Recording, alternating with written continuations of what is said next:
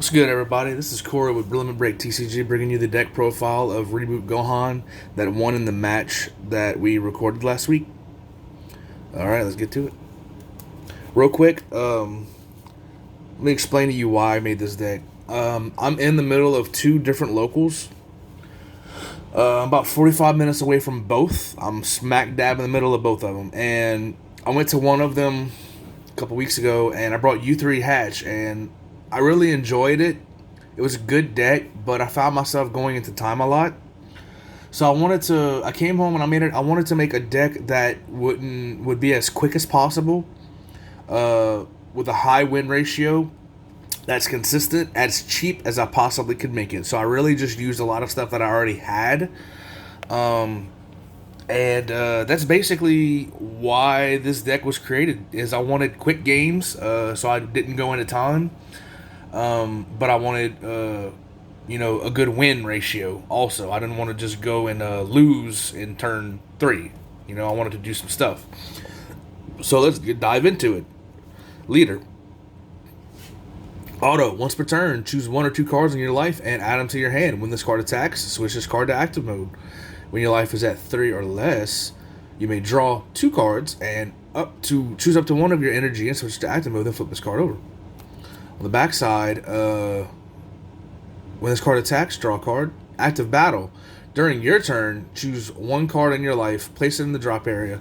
This card gains 10k power and triple strike for the duration of the turn. Keyword turn. So this card can attack a couple of times. That last active main lets you possibly attack a third time. I'll explain that in a little bit.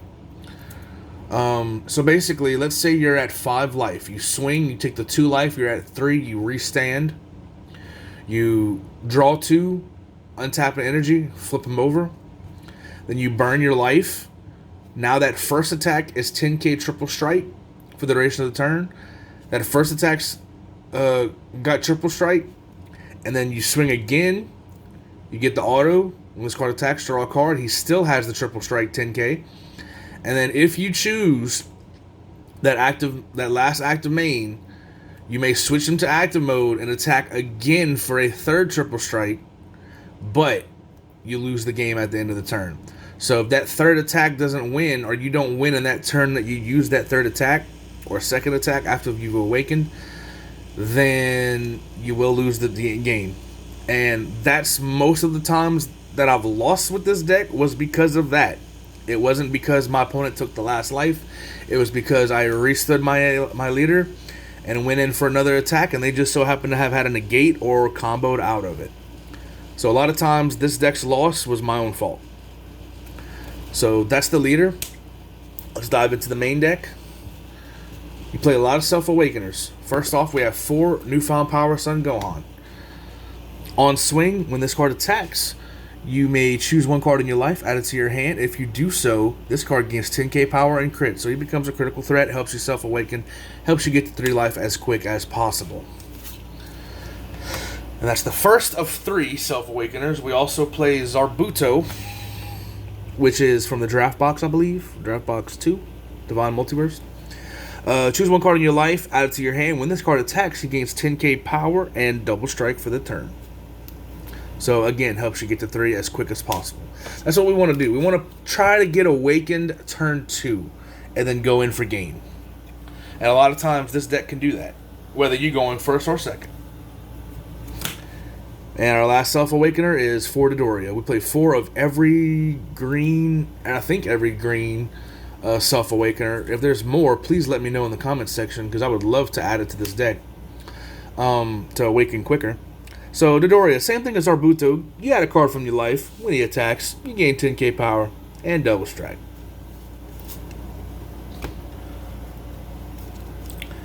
Next, we have Tenacious Spirit Sun Gohan. I really just added them in. Like I said, I just grabbed stuff that I already had. And I really just added them in for when I don't see a Self-Awakener. If I just want to sit back and relax turn 1, I'll charge my energy, I'll play him. On play, he gets to draw a card, so I'll normally just sit with that. And he has an active main that's 2 green once per turn. This card gains 15k power and critical. I don't like to use that effect. I don't normally use it because I have other things going on for 2 energy.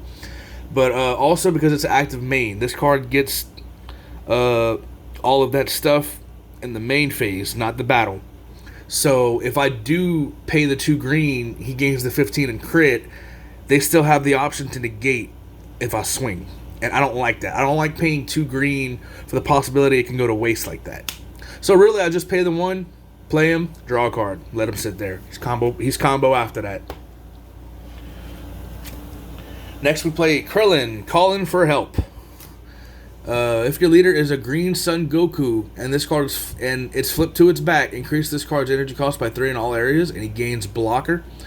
When you play this card, draw a card. So he's a 1-drop if you're on the unawakened side. If you're awakened, he is a Son Gohan and a Son Goku. So the Krillin will become a 4-drop blocker once you awaken. So typically, same thing as the Gohan, the 1-drop Gohan. If I want to just sit back and relax, if I don't see a self-awakener, I'll play Krillin turn 1, draw a card. And then hopefully turn 2, if I can get my shenanigans going, this will be awakened. He becomes a blocker. And once he's KO'd, he'll play the Goku that I'll show you later on. So really, he's just a sit back and relax kind of card that draws you a card. A lot of cards in this deck draw you a card. You want to see the pieces you need as quick as possible. Oh, dropped a card there. Alright, next we got Yamcha. Same thing. If I'm going against energy manipulation, I'll go ahead and play him. I'll get to draw.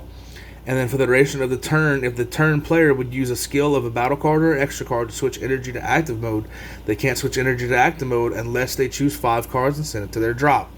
So what that does is it helps energy manipulation. If they manipulate their energy a lot and they're untapping on their turn, they'll have to warp 5 from their drop, which will help you later for sparking negates. They won't be able to use their sparking negates, hopefully. So, we're not really untapping energy on our turn, so that does not bother us one bit. But, yeah, so, he's there to draw. He draws you a card. He's combo for later. And for the duration of the game, if your opponent untaps their energy on their turn, they have to warp 5 cards from their drop. And I want to say that's for every energy they untap, too. So if they untap 2, like if they take a life for Dimension Magic and they're untapping 2, I think they have to warp 10 cards, if I'm correct. Next, we have 2 Champas. Here's the thing with Champa in this deck. He's a dead card 75% of the time for me. But that 25% of the time that he's not, it's really nice. It's nice to have that Gohan, that turn 1, you play Gohan. If you're going first, turn 1, you play Gohan. Turn 2, you charge your energy, you swing with the Gohan, you take your life, you throw a Champa on him. He gains double strike. So now he's a double strike crit, 25k. So now they're pitching cards out of their hand to not take the hit, or they're taking those 2 life and not keeping it, which is what we want to do.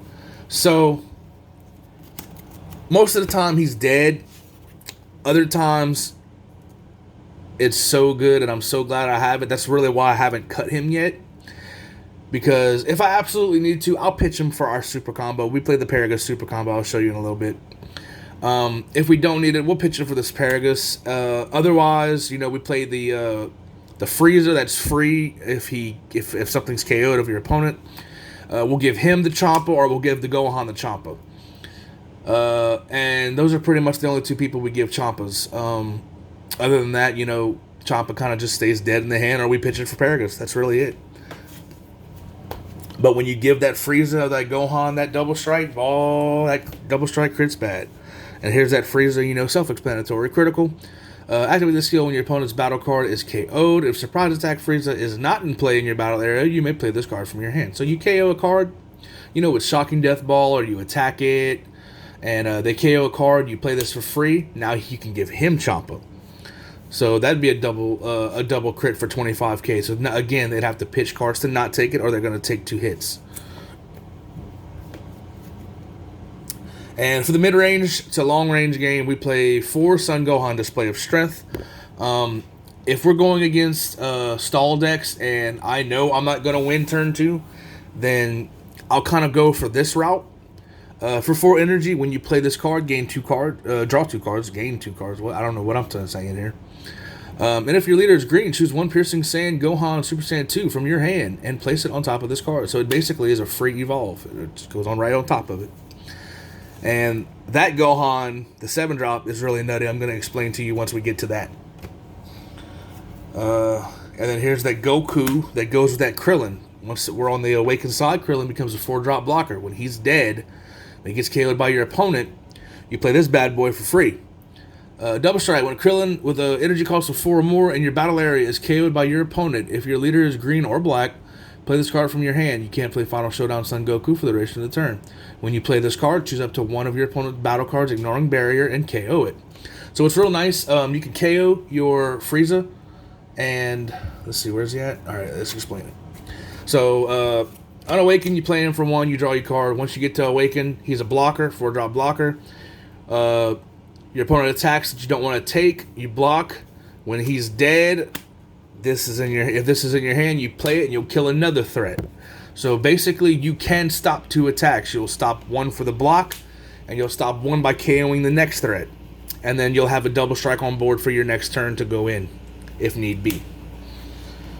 So, a lot of times if I'm not playing the long game or don't need to, then he'll be charged or he'll be pitched for Paragus. No big deal. You know, he's not necessarily a dead card. There's always something to do with him. And next we have the Gohan, 7-drop Gohan. He goes on top the 4-drop for free. He's got double strike. And when you play this card and your opponent combos during the duration of that turn, choose all opponent's combos and battle cards in the battle area and combo area with an energy cost of 3 or less and place them in the drop area. So what's neat about this is for the duration of the turn, if they combo something that meets the requirements, if it's 3 or less, let's say they combo a super combo, they'll get all the effects of the super combo. All effects of the combos still go off. But you get a window for every time they combo. So let's say they combo a super combo. They'll draw or do whatever the super combo does, and then you'll get the window to kill it. It sends it to the drop. So basically they're going to lose the 10k. So that makes most combos in players' hands useless.